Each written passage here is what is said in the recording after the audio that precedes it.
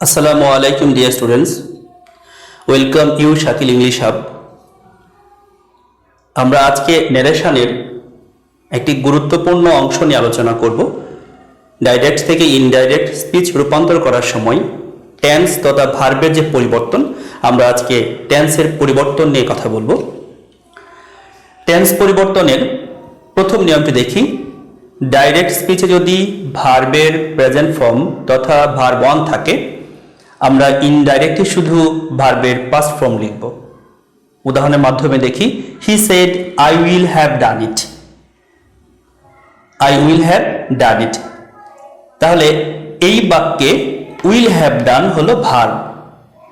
Will have ডানের প্রথমে কি আছে? উইল। উইল কোন ফর্মে আছে? প্রেজেন্ট ফর্ম তথা ভার্ব 1। তাহলে আমরা শুধু ভার্ব 2 লিখব, উইল থেকে উড। তাহলে উইল হ্যাভ ডান এই ভার্বটুকুর পরিবর্তন হবে কিভাবে? Would have done. আমি আশা করি এটা বুঝতে পেরেছ। একটি বিষয় খেয়াল রাখতে হবে, রিপোর্টিং ভার্ব যদি পাস্ট ইনডিফিনিট টেন্সে হয়, পাস্ট ফর্মে থাকে, সেই ক্ষেত্রেই কেবল রিপোর্টেড স্পিচের ভার্বগুলো পরিবর্তন হবে। যদি এখানে present perfect, have, has said, have said, future, will say এরকম টেন্স থাকে, তাহলে কখনোই রিপোর্টেড স্পিচের ভার্বের বা টেন্সের চেঞ্জ হবে না। তবে প্যাসেজ ন্যারেশনে সাধারণত সেড, টোল্ড এ ধরনের পাস্ট ফর্মে দেয়া থাকে। আরেকটা উদাহরণ দেখি, he said where does she come from. এই বাক্যে ভার্ব হলো ডাজ কাম।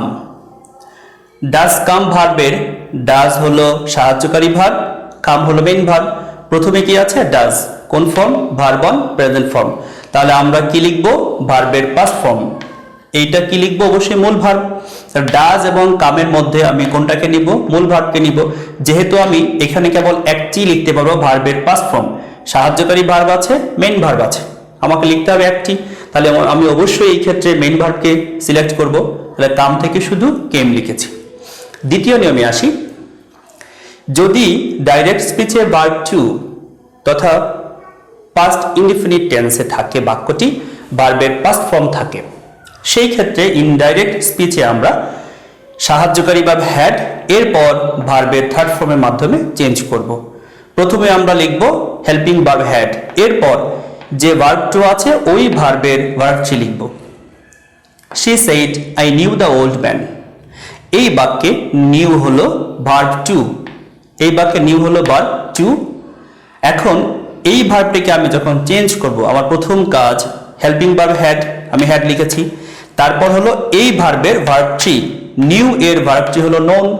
তাহলে নিউ পরিবর্তিত হয়ে কি হয়েছে? Had known. এই উদাহরণটিতে আমরা দেখি, she said I was ill. এই বাক্যে ওয়াজ ভার্বের পাস্ট ফর্ম, এম, ইজ, আর present form, was, were past form, be, double e and been past participle form. তো যেহেতু এখানে ভার্বের পাস্ট ফর্ম আছে, V2 আছে, আমরা প্রথমেই এর চেঞ্জের বেলা লিখব হেল্পিং ভার্ব হ্যাড, সাহায্যকারী ভার্ব হ্যাড। এরপরে কাজ কি? এই গিভেন ভার্বের V2 ভার্ব 3 লিখব। ওয়াজ এর ভার্ব 3 কি? বিন। এখানে নিউ এর ভার্ব 3 ছিল নোন, আর ওয়াজ এর ভার্ব 3 হলো বিন। এই বিষয়টি খেয়াল করে বুঝতে হবে। আরেকটু উদাহরণের মাধ্যমে এই বিষয়টা আমরা আরেকটু ক্লিয়ার হই। He said where did you go. Where did you go. এই বাক্যে দেখো, ডিড গো হলো ভার্ব, ডিড গো হলো ভার্ব। তো ভার্বের প্রথম অংশে কি আছে? ডিড। যদিও এখানে ডিড সাহায্যকারী ভার্ব আর গো হলো মূল ভার্ব। তো ডিড যেহেতু V2, অতএব চেঞ্জ করার সময় আমাদের প্রথম কাজ হেল্পিং ভার্ব হ্যাড বসবে। বসিয়েছি হ্যাড। এরপর কি করতে হবে? মেইন ভার্বের ভার্ব 3। যেহেতু হেল্পিং ভার্ব বসেছে, সাহায্যকারী ভার্ব, এরপর অবশ্যই আমাদের মেইন ভার্ব বসাতে হবে। তাহলে হ্যাডের পর আমরা এখানে কি লিখব? গো থেকে ভার্ব 3 গন। আরেকবার দেখো, ডিড গো ছিল ভার্ব, ডিড V2, তাই ডিড গোকে আমরা চেঞ্জ করব কিভাবে? প্রথমেই হেল্পিং ভার্ব হ্যাড, তারপর মূল ভার্বের থার্ড ফর্ম। এখানে মূল ভার্ব কোনটা? গো। গো থার্ড ফর্ম কি? গন। আমি আশা করি এই দুটি নিয়ম তোমরা ভালোভাবে বুঝতে পেরেছো। এবার দেখো টেন্স পরিবর্তনের 3 নম্বর নিয়ম। যখন রিপোর্টেড স্পিচের বাক্যে লেটাস থাকে, লেটাস আছে এমন বাক্যের টেন্স অংশে, যেখানে আমরা টেন্স পরিবর্তন করব, সেখানে কি পরিবর্তন হবে? শুধু শুড প্লাস ভার্বের বেস ফর্ম বসবে। উদাহরণটি দেখো, he said let's arrange a picnic. যেহেতু বাক্যের সাথে লেটস আছে, তাহলে এই ভার্বের চেঞ্জ কি হবে? Should arrange. Let's arrange, should arrange. Let's go, should go. Let's play, should play. Clear? এবার 4 নম্বর নিয়মে দেখো, লেটাস ছাড়া কিন্তু লেট দিয়ে বাক্য আছে এমন কিছু বাক্য, যেমন let me, let him, let them, let the boy, এদের বেলায় টেন্স অংশে, ভার্বের অংশে মাইট প্লাস ভার্বের বেস ফর্ম বসবে। যেমন দেখো, হি সেড লেট হিম গো, এই বাক্যে লেটাস নেই কিন্তু লেট হিম আছে, তাহলে ভার্ব অংশে কি হবে? মাইট বসবে এবং ভার্বের বেস ফর্ম হবে, তাহলে এই গো হবে মাইট গো। আমি আশা করি এই 4টি নিয়ম তোমরা ক্লিয়ারলি বুঝতে পেরেছো। এবার এই পাশে দেখো, ইউজ অফ মাস্ট। মাস্টের ব্যবহারটি খেয়াল করো। মাস্টের ব্যবহার 2 প্রকারে হয়ে থাকে। একটি হলো মাস্ট দ্বারা যদি মোরাল অব্লিগেশন, নৈতিক বাধ্যবাধকতা বোঝায়, মাস্ট দ্বারা যদি মোরাল অব্লিগেশন বোঝায়, মাস্ট দ্বারা যদি চিরন্তন সত্য বোঝায়, এই ধরনের বাক্যে আমরা মাস্টকে চেঞ্জ করব না। যেমন উদাহরণ দেখো, you must obey your parents, এখানে মাস্ট নো চেঞ্জ, এখানে মোরাল অব্লিগেশন, নৈতিক বাধ্যবাধকতা রয়েছে। এই বাক্যে আসো, he said you must do it, এখানে কোনো নৈতিক বাধ্যবাধকতা, চিরন্তন সত্য এ জাতীয় কোনো কিছুই নেই, এখানে হলো অবশ্য কর্তব্য হয়েছে, তোমাকে অবশ্যই এই কাজটি করতে হবে। তাহলে যখন মাস্ট দ্বারা অবশ্যই কর্তব্য বোঝাবে, সেই মাস্ট উঠিয়ে আমরা লিখব হ্যাড টু। আশা করি বিষয়টি বুঝতে পেরেছ।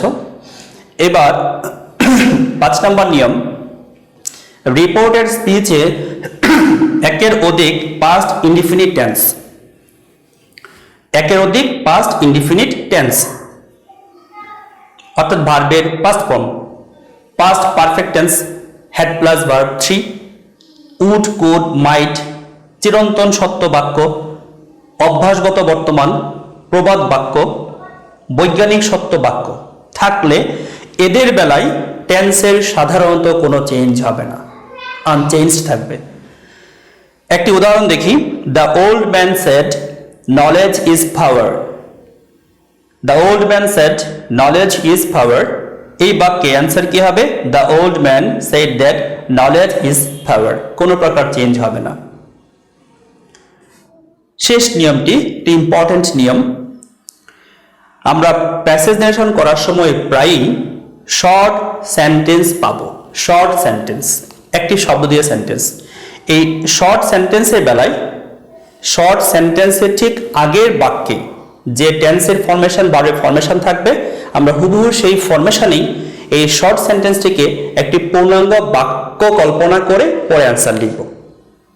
কথাটা আরেকবার বলি, যখনই আমরা প্যাসেজ নারেশন করার সময় ডাইরেক্ট স্পিচে শর্ট সেন্টেন্স পাবো। শর্ট সেন্টেন্সগুলো কেমন? শুধু ওকে, শুধু ঢাকা, শুধু হয়, এরকম পেলে ওই শর্ট সেন্টেন্সকে আমাকে একটি পূর্ণ সেন্টেন্স তৈরি করতে হবে। তাহলে পূর্ণ সেন্টেন্স তৈরি করার সময় আমরা টেন্সের হেল্প নেব কোন বাক্য থেকে? ওই ঠিক শর্ট সেন্টেন্সের আগের বাক্য থেকে। একটি উদাহরণ দেখো, where did you go said he, সে আমায় জিজ্ঞেস করলো তুমি কোথায় গিয়েছিলে। সে আমাকে জিজ্ঞেস করেছে পাস্ট ইনডিফিনিট টেন্সে, পাস্ট ফর্মে। আমি শুধু বলেছি ঢাকা, আই সেড ঢাকা। তার মানে এই যে ঢাকা আছে, এটি একটি সংক্ষিপ্ত বাক্য, শর্ট সেন্টেন্স। এই বাক্যটিকে আমি কমপ্লিট করতে হলে আমাকে কি বলতে হবে? যেহেতু সে আমায় বলেছে কোথায় গিয়েছিলে, সো আমি অ্যান্সার করব I went to Dhaka, I went to Dhaka. তাহলে এই বাক্যটিকে কমপ্লিট করব আগের বাক্য থেকে। তাহলে এই বাক্যটি মূলত কি দাঁড়ালো? I went to Dhaka.